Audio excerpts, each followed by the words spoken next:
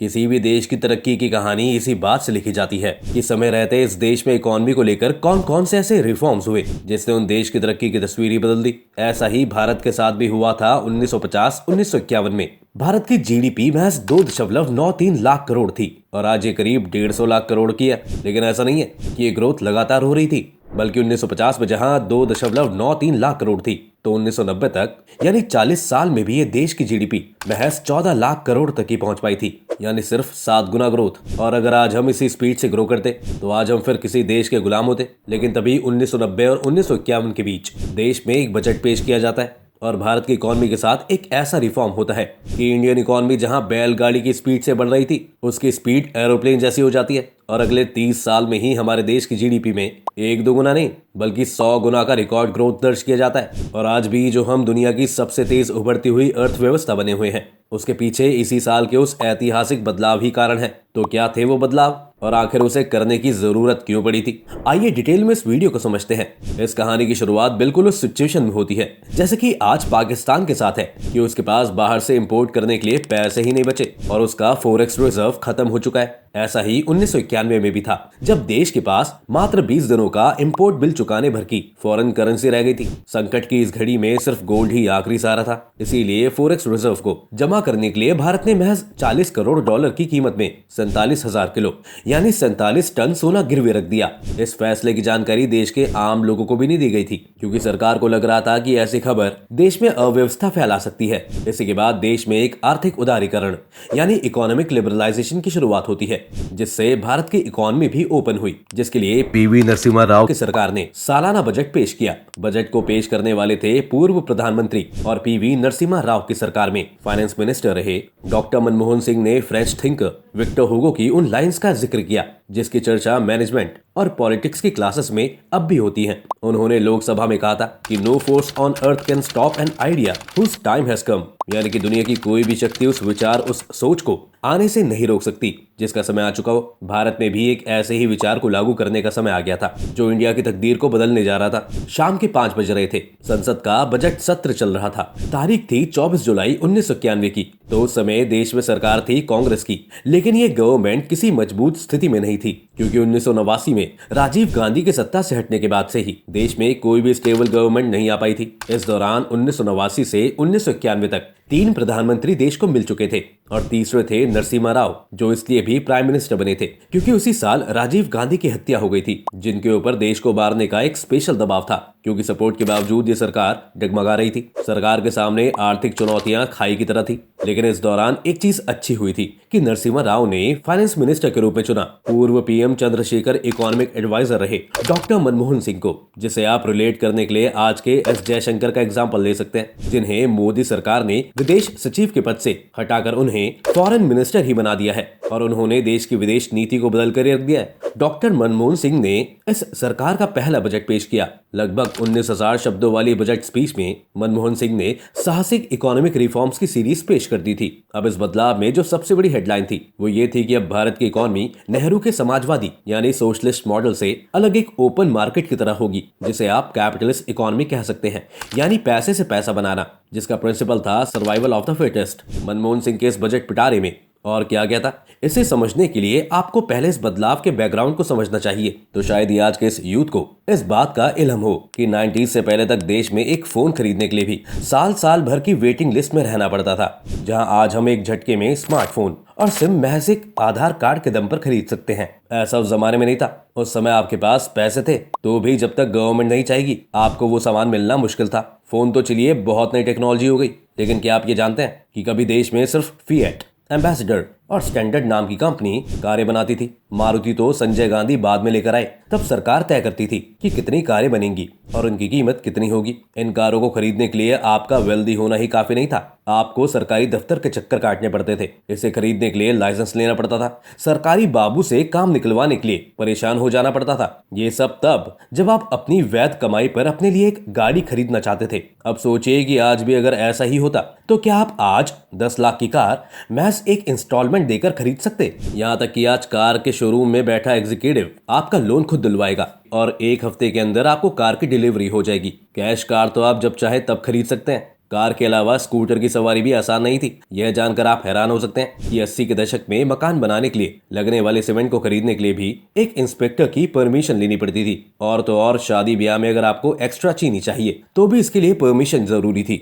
ऐसे और भी कई चीजें हैं जो बाजार में खुले तौर पर ना खरीदी जा सकती थी ना बेची जा सकती थी। और विदेशी कंपनियों का आकार भारत में मार्केट बनाना और लोगों तक जरूरत के सामान पहुंचाना तो किसी ने सोचा भी नहीं था। आपकी हर इकोनॉमिक एक्टिविटी में गवर्नमेंट इंटरवेंशन थी। हर खरीद में परमिट और परमिशन। फ्री मार्केट का एग्जिस्टेंस ही नहीं बन पाया था। बाजार को सरकारें सख्ती से कंट्रोल करती थी। डिमांड और सप्लाई के इकोनॉमिक्स के नियम यहाँ बेमानी थे। अब ऐसा क्यों था भारत में? दरअसल उस समय भारत में सोशलिस्ट इकोनॉमी थी, जिसका मतलब ये था कि एक ऐसी इकोनॉमिक सिस्टम जिसमें प्रोडक्शन के सभी रिसोर्सेज पर सरकार का अधिकार हो। इस सिस्टम में इकोनॉमिक एक्टिविटीज का ऑपरेशन एक सेंट्रल पावर करती थी। वहीं क्लोज्ड इकोनॉमी वैसी अर्थव्यवस्था है जो बाहर की अर्थव्यवस्थाओं से किसी तरह की आर्थिक लेन देन नहीं करती है। भारत की उस समय की अर्थव्यवस्था इन दोनों का मिक्सचर थी कि जिस तरह नए नए लगाए गए पौधे को बैरिकेड के जरिए बाहरी एलिमेंट से सुरक्षित रखने की कोशिश की जाती है और फिर जब वो बड़ा हो जाता है तो उसे खुला छोड़ दिया जाता है, उसी तरह आजादी के बाद भारत में नए नए पनप रहे गवर्नमेंट इंडस्ट्रीज और वेंचर्स को प्रोटेक्शन के जरिए इस कदर बनाया जा रहा था कि वो विदेशी और प्राइवेट कैपिटल का मुकाबला कर सके।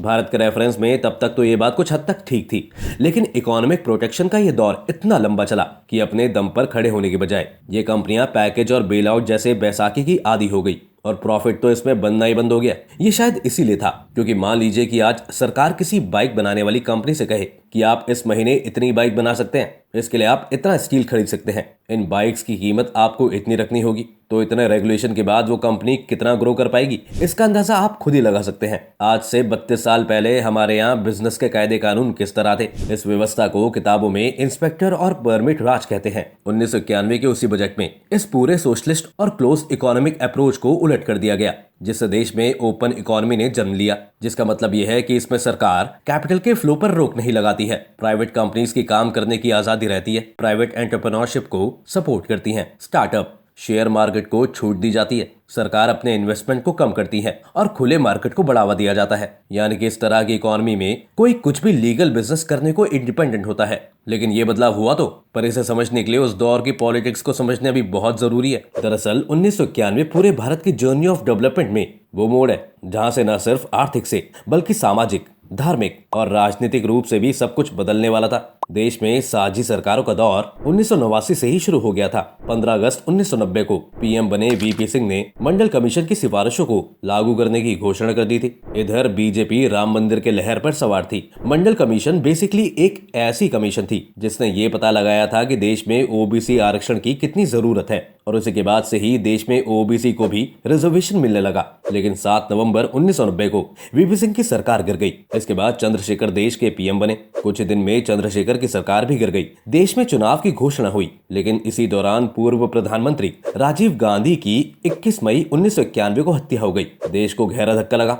इसी माहौल में आम चुनाव हुआ और पीएम का ताज मिला राजनीति से रिटायरमेंट की तैयारी कर रहे पीवी नरसिम्हा राव को। जी हाँ, राजीव गांधी ने इस चुनाव में पीवी नरसिम्हा राव का टिकट काट दिया था और वे आंध्र प्रदेश शिफ्ट होने की तैयारी कर रहे थे। यानी कि नरसिम्हा राव कभी भी देश के प्रधानमंत्री बनने की दौड़ में थे ही नहीं, बल्कि बन गए। 21 जून 1991 को पीवी नरसिम्हा राव भारत के प्रधानमंत्री बने। लेकिन उनके पीएम बनते ही कैबिनेट सचिव ने पीवी नरसिम्हा राव को देश की माली हालत समझाते हुए कहा कि भारत के पास इंपोर्ट बिल भरने की किल्लत हो गई है। देश के पास महज 2 से 3 हफ्ते का इंपोर्ट बिल भरने जितनी फॉरेक्स रिजर्व बचा हुआ था। अगर भारत अपने शॉर्ट टर्म के डेबिट्स का पेमेंट नहीं करता तो इंटरनेशनल मार्केट में भारत डिफॉल्टर हो सकता है। और मनमोहन सिंह ने संसद में इस खराब माली हालत को मानते हुए इसे देश में इकोनॉमिक इमरजेंसी कहा था। डॉक्टर मनमोहन सिंह ने बजट भाषण में इकोनॉमिक रिफॉर्म्स की इंपॉर्टेंस बताते हुए कहा था, खोने के लिए देश के पास कोई समय नहीं है। देश ने 67,000 किलो सोना गिरवी रखकर बिल भरा। साल 1991 में भारत का भुगतान संतुलन इतना बिगड़ा कि देश को 2 बार सोना गिरवी रखना पड़ा। पहली बार सोना तब गिरवी रखा गया जब यशवंत सिंह देश के वित्त मंत्री और चंद्रशेखर प्रधानमंत्री थे। लेकिन गिरवी रखी गई सोने की कीमत से भी भारत की इकोनॉमी के लिए कोई खास राहत लेकर नहीं आई। जून 1991 में पीवी नरसिम्हा राव के नेतृत्व में नई सरकार आई। 1990 में हुई खाड़ी युद्ध का दोहरा असर भारत पर पड़ा था। खाड़ी देशों में काम करने वाले भारत के कामगारों को वापस बुलाना पड़ा था। इस वजह जो विदेशी मुद्रा ये भारत भेजते थे वो बंद हो गई थी। पेट्रोल डीजल के दाम 3 गुना बढ़ गए थे। जुलाई 1991 में दिल्ली में पेट्रोल की कीमतें 14 रुपए 62 पैसे प्रति लीटर थी। डीजल की कीमत 5.50 रुपए के आसपास थी। तेल के आयात पर महीने खर्च होने वाला 500 करोड़ 1200 करोड़ पहुंच गया था। सरकार के सामने एक बार फिर पेमेंट क्राइसिस पैदा हुआ। देश के पास मात्र 20 दिनों का आयात बिल चुकाने भर की विदेशी मुद्रा रह गई थी। एक बार फिर देश ने मात्र 40 करोड़ डॉलर की कीमत में 47,000 किलो यानी 47 टन सोना गिरवी रख दिया। इस फैसले की जानकारी तक देश को नहीं दी गई थी। जब ये खबर ब्रेक हुई तो लोग दंग रह गए। ये एक भारतीय के लिए इमोशनल मोमेंट था कि देश का खर्चा चलाने के लिए 47,000 किलो सोना गिरवी रखना पड़ा था। खैर, वापस से बजट पर आए तो इस बजट के साथ ही सरकार इकोनॉमी के लिए एलपीजी लेकर आई। एलपीजी यानी कि लिबरलाइजेशन, प्राइवेटाइजेशन, ग्लोबलाइजेशन, यानी भारत की इकोनॉमी अब मेनली इन्हीं 3 टर्म पर फोकस करेगी। इन तीनों टर्म को समझे कि सरकार ने बिजनेस के रूल्स को काफी आसान करते हुए उसे लिबरल बना दिया है। बिजनेस में गवर्नमेंट इंटरवेंशन को कम कर मार्केट सिस्टम पर निर्भरता को बढ़ाया गया। अब बिजनेस की गतिविधियों को सरकार की जगह बाजार तय करने लगा। प्राइवेटाइजेशन का मतलब यह हुआ कि पब्लिक ओनरशिप की कंपनियों में सरकार की हिस्सेदारी का घटना और सरकार का हिस्सा प्राइवेट कंपनियों को बेचना। जिसे आप देश में आए दिन रेलवे के प्राइवेटाइजेशन से जुड़ी खबरों या एयरपोर्ट्स में प्राइवेट हाथों में जाने तक की खबरों से समझ सकते हैं। ग्लोबलाइजेशन का मतलब इकोनॉमिक्स की दूरी को खत्म करना है। इसके सोशल एंड कल्चर मतलब भी हैं, लेकिन globalisation in the economic sense के अंडर गुड्स एंड सर्विसेज के एक देश से दूसरे देश में आने और जाने में होने वाली रुकावटों को खत्म कर दिया जाता है। एलपीजी अर्थव्यवस्था का ऐसा मॉडल था जिसे आज भी हमारा देश फॉलो कर रहा है। एलपीजी के मॉडल को कामयाब बनाने के लिए नरसिम्हा राव की सरकार ने इस बजट में कई और क्रांतिकारी फैसले लिए। सरकार ने खाद पर दी जाने वाली सब्सिडी को 40% कम कर दिया। चीनी पर दी जाने वाली सब्सिडी खत्म कर दी गई। इससे सरकार ने 350 करोड़ रुपए बचाए। स्ट्रैटेजिक एंड टैक्टिकल इंपॉर्टेंस के 18 इंडस्ट्रीज को छोड़कर बाकी सभी इंडस्ट्रीज में लाइसेंसिंग का रूल खत्म कर दिया गया। 34 इंडस्ट्रीज में फॉरेन इन्वेस्टमेंट यानी एफडीआई की लिमिट को 40% से बढ़ाकर 51% कर दिया गया। पूंजी लगाने वाली विदेशी कंपनियों को इंडस्ट्रीज के मैनेजमेंट में कंट्रोल करने का पावर हासिल होने वाला था। इसके अलावा इस बजट ने इंपोर्ट एक्सपोर्ट पॉलिसी को बदल दिया। इसका ऑब्जेक्टिव आयात में ढील देना और एक्सपोर्ट को सपोर्ट देना था। इसीलिए इंपोर्ट ड्यूटी को 300% से घटाकर 150% कर दिया गया और कस्टम ड्यूटी को भी 220% से घटाकर 150% कर दिया गया। इसके अलावा जिस तरह से सरकार ने आईटी सेक्टर के इंपॉर्टेंस को समझा, उससे सॉफ्टवेयर इंडस्ट्री को बढ़ावा मिला। सोशलिस्ट इकोनॉमी में जो इंडस्ट्रीज प्रोटेक्शन के दम पर चल रही थी, सरकार उससे अचानक हाथ खींचने लगी। विदेशी कंपनियों का स्वागत किया गया। निजी कंपनियां भी मार्केट में आई। जिस सॉफ्टवेयर कंपनियों की ऊंची ऊंची इमारतें आज नोएडा, गुरुग्राम, बेंगलुरु और हैदराबाद में दिखती हैं, उनकी नींव इसी बजट में डाली गई थी। सरकार ने इस बजट में सॉफ्टवेयर के निर्यात के लिए आईटी एक्ट की धारा 80HHC के तहत टैक्स में छूट का ऐलान किया। इसके साथ ही देश में पहली बार फॉरेन इन्वेस्टमेंट ने डरते सहमते कदम रखा। 1991 में भारत में 90 करोड़ भारतीयों ने इस इन्वेस्टमेंट का स्वागत किया। नए उद्योग आए, करोड़ों लोगों को नौकरियां मिली और भारत में पहली बार करोड़ों लोग गरीबी रेखा की दीवार को फांदकर मेन स्ट्रीम में शामिल हुए। वर्ल्ड बैंक के अनुसार 2006 से 2016 के बीच 27.10 करोड़ लोग गरीबी रेखा से बाहर निकले। इस बजट ने देश का आर्थिक माहौल बदलना शुरू कर दिया। 1991 में ही दिसंबर के महीने में जब सरकार ने विदेशों में गिरवी रखा सोना फिर से खरीद कर आरबीआई को सौंप दिया। लेकिन 1991 में जब कांग्रेस सरकार उदारीकरण के रास्ते पर चली तो पीवी नरसिम्हा राव और डॉक्टर मनमोहन सिंह पर महात्मा गांधी और नेहरू के प्रिंसिपल को खत्म कर देने वाला आरोप लगे। बीजेपी की सरकार पर गरीबों को बाजार के भरोसे छोड़ने का आरोप लगा रही थी। लेकिन 2004 में जब कांग्रेस फिर से सत्ता में आई तो इस बार डॉक्टर मनमोहन सिंह पीएम थे। कांग्रेस ने 10 साल के शासनकाल में कई ऐसी योजनाएं लेकर आई जिसमें उसी सोशलिज्म की छाप दिखती है जिसके करीब गांधी और नेहरू थे। इनमें मनरेगा, right to food, right to inform जैसे पीपल ओरिएंटेड प्रोग्राम शामिल हैं जो आज भी लोगों को लाभ पहुंचा रहे हैं। तो दोस्तों, आप चाहे जिस भी पार्टी को सपोर्ट करने के लिए अपने मोबाइल और फेसबुक और व्हाट्सएप का इस्तेमाल करते हैं, लेकिन अगर आप ये अपने स्मार्टफोन से कर पा रहे हैं, जीन्स और टी शर्ट की अलग अलग ब्रांड कंपेयर करके खरीद पा रहे हैं, आईफोन को अपनी दूसरी जेब में रखकर घूम पा रहे हैं, तो वो सिर्फ इसीलिए हो पा रहा है क्योंकि 1991 में दुनिया के सबसे बड़े इकोनॉमिस्ट डॉक्टर मनमोहन सिंह ने देश को बदलने के लिए ऐतिहासिक बदलाव कर दिया था। आपकी इस मामले में क्या राय है, हमें कमेंट करके जरूर बताएं। साथ ही इस वीडियो को लाइक और शेयर करना ना भूलें और चैनल को सब्सक्राइब भी कर लें।